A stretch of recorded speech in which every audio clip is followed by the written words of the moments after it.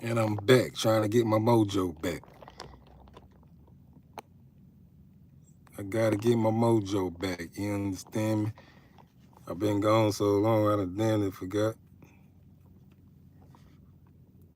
how this shit work.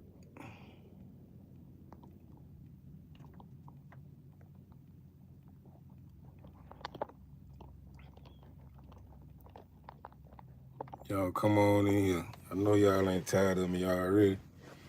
Gotta get back in the groove. I got a lot of pre-recorded videos I'm gonna upload.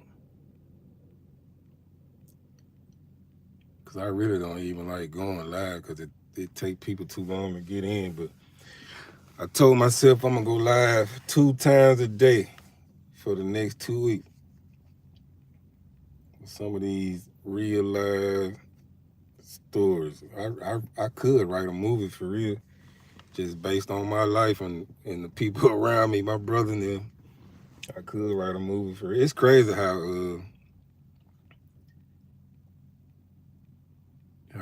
we get entertained by trauma. It's crazy, but you know it is what it is. Y'all come on in, come on in.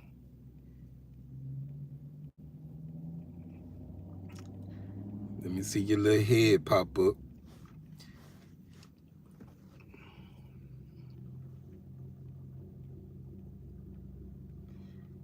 YouTube, I don't know.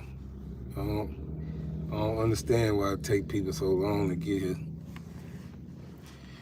But I'm gonna be patient. Let me get about 10 heads and 2 comments, and I'm gonna get into the story about when the police shot my brother.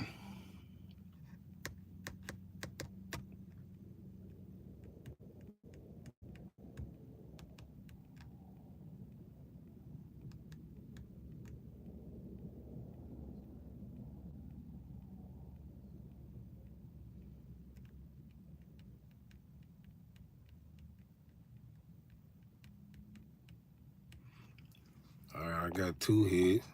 Y'all come on in before I go in with the story on how the police shot my brother. If you're new to the channel, go on and hit that like button, hit that subscribe button, drop me a comment, let me know where you're from. I had the last live I went, this young dude talking about, quit capping, Nah, ain't no cap in my rap, as y'all youngsters say. Everything I tell the truth. Like I said, I really could write a movie for real, just about my life and people around me, my brother and them, all the things we've been involved in. Drop me a comment. Let me know where you're from. How you doing, Weston Abel? I think I'm pronouncing that right. Let me know where you're from. I need 2 comments and where you're from, and I'm gonna go on and run the story. I appreciate them likes. Go subscribe to your boy. I gotta get my mojo back. I really don't like going live. I have a lot of pre-recorded videos I'm gonna drop, but I'm gonna go live twice a day for the next 2-3 weeks, maybe a month, so I can get my mojo back, because I haven't dropped a video in about 4 months. Early this morning was the first time I dropped a video. Alabama in the building, Illinois in the building. My wife from Chicago, Illinois. Eminem D12.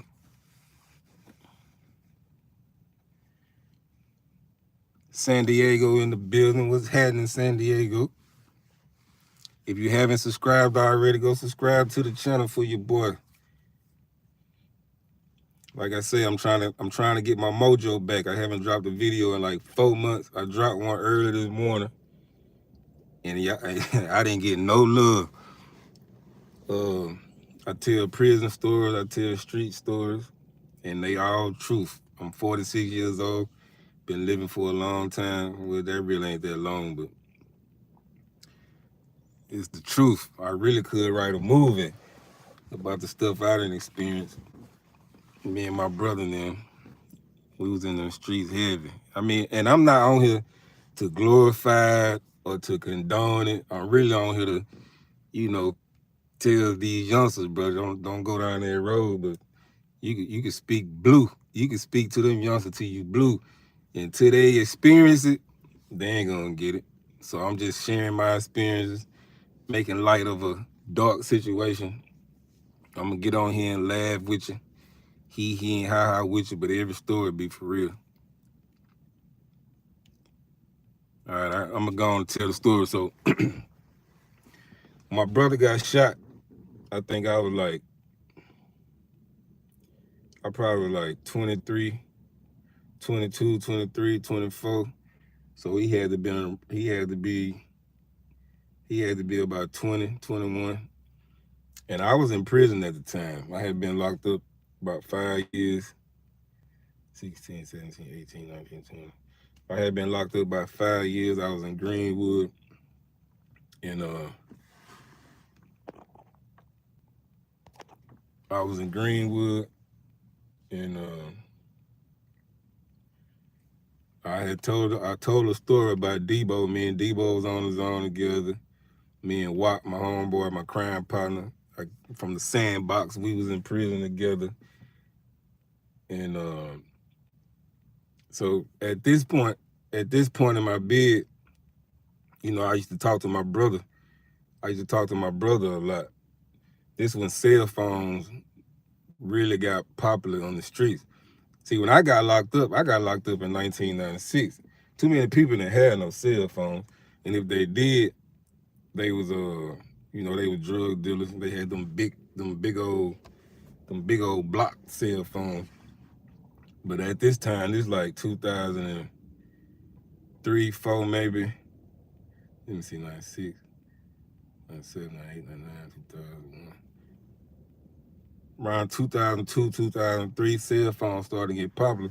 So I used to get on the blue phone, hit my brother up, and we used to bust moves like my brother used to make sure I was straight. At this point in my bid, we used to bust moves because I told y'all, Debo, he had one of the case managers, and she would bring the weed in. I told y'all one time when she had brought a pound, I think it was a pound or 2 pounds, I really can't remember.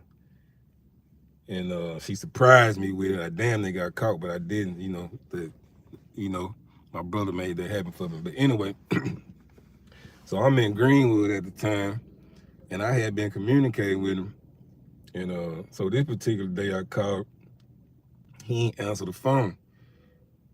So I didn't, I ain't panicking. He probably busy because I know he ripping and running in the streets or whatnot. And so I called my aunt. I think I either called my aunt or I called my pops. No, I called my father. And he told me, boy, your brother just got, it wasn't funny back then because I really was hot. I was really overprotective of my brother. This is my little brother. And he was like, your brother, he just got locked up and the police shot him.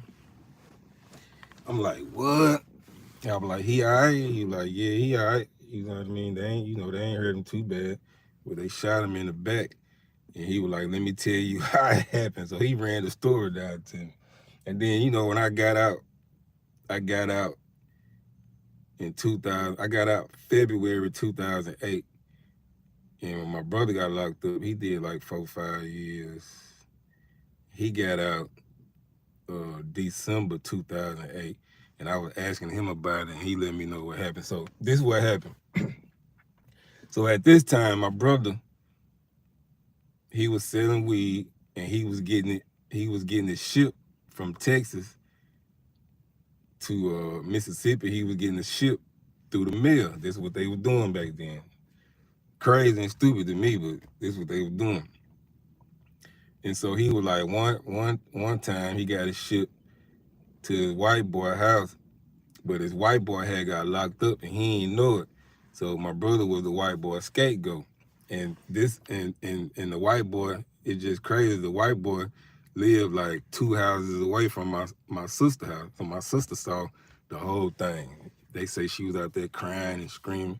And he said he was laying on the ground trying to get her to shut up.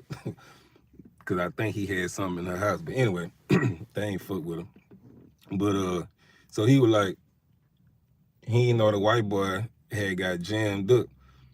And so he was going to the white boy house to pick up the package, not knowing that this how the white boy got jammed up.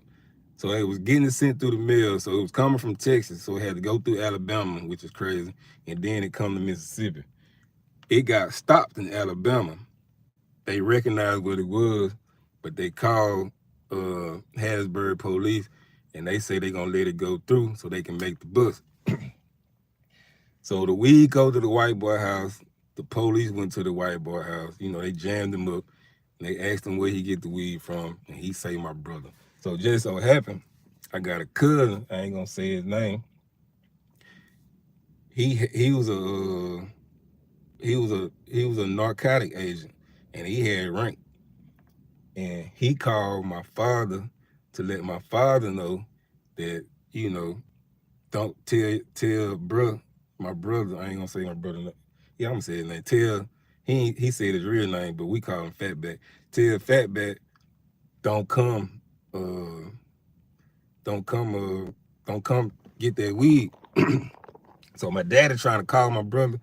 My daddy said when I got the story from my daddy said he was blowing bro phone up, but bro, he ain't answer the phone. Bro, you gotta start answering the phone, boy. What's wrong with you? But so my brother was like, I ain't answer the phone. Daddy was calling. I just thought he wanted some money or something. I don't know. I ain't answer the phone, but I went to get the weed. He said he could tell the white boy was kind of nervous, but he went and got the package and put it in the car. And he said he was bagging out. They came out of nowhere. He said it was probably like about 5 or 6 cars. And I don't know what my cousin was doing at the time. I guess he had to get out the way because, you a police officer, you a narcotic agent at that. Like you can't put yourself in this situation. This your family. You can get fired like that. So I guess he got out the way since my daddy couldn't get in touch with my brother. Now let me go to a commercial break if I may. Now my daddy, he died last year. My daddy was a cool dude. Really, my daddy was a cool dude. Now I know a lot of people where I'm from that really don't know. They too young to know that my daddy was in the streets. The one part of the time, I mean, he ain't make no habit out of it. He just was doing it to feed us. And they look at my parents because of who they. Like my parents damn near raised everybody in the neighborhood. Everybody know that. They show love to everybody. And everybody in my family, on my daddy's side, my daddy damn near raised them. All my cousins, some of my uncles, my young uncles and aunties. My daddy damn near raised, my mom and daddy damn near raised them people. And my mama is a Christian. I'm talking about a diehard Christian. I ain't talking about a Christian who go to church on Sundays and do whatever they want throughout the rest of the week. Like I never heard my mama cuss, never seen her drink. Like she's a bona fide Christian, right? So they look at my parents a certain way. And I'm not saying this, what I'm about to say, I'm not saying it to glorify it. I'm just being transparent and telling the truth. Like my parents, my mama and my daddy, they were down like 4 flat tires. And I'm saying it not because it's old.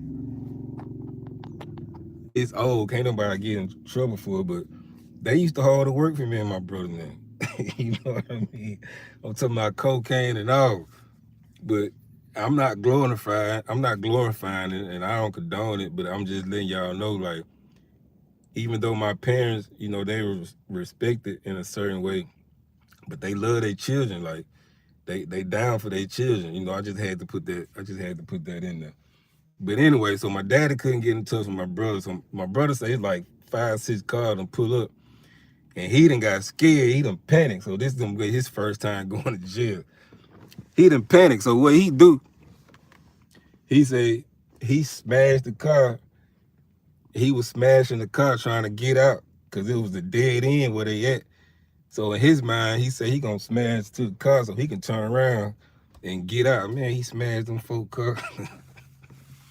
Them folk got out shoot. It ain't funny, but you know, it's funny. Now, man, I'm telling you, we could write a movie about some of the shit that we experienced in our lifetime. But they ended up shooting him in the back, man. And he got charged. I think he had like, I really can't remember, but I think he had like 10 pounds of marijuana. And they towed the car, but my daddy got the car when he got the car out the pound. They ain't even searched. Like after they got the weed, I guess they was satisfied, but they ain't even searched through the trunk and shit. Like my daddy said my brother had shoe boxes full of money and just loose weed, like. And so my daddy said he started selling the weed because my brother was locked up. Because once he got locked up, I had been locked up like 5 years at the time. So I'm relaying a message to my daddy, like, tell bro, don't even bond out. It ain't nothing but a weed charge. Tell him he probably gonna do a couple years, but don't waste the money bonding out because, you know, they gonna add that to his time. Tell him go on do his time and come on home. You know what I mean?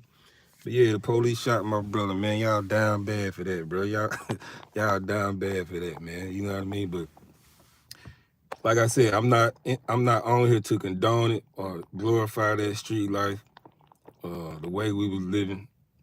I'm not glorifying it. I'm trying, you know, I make light of a dark situation. So if you haven't already, subscribe to the channel, like the video, leave me a comment, bro, and stay out of trouble. Peace.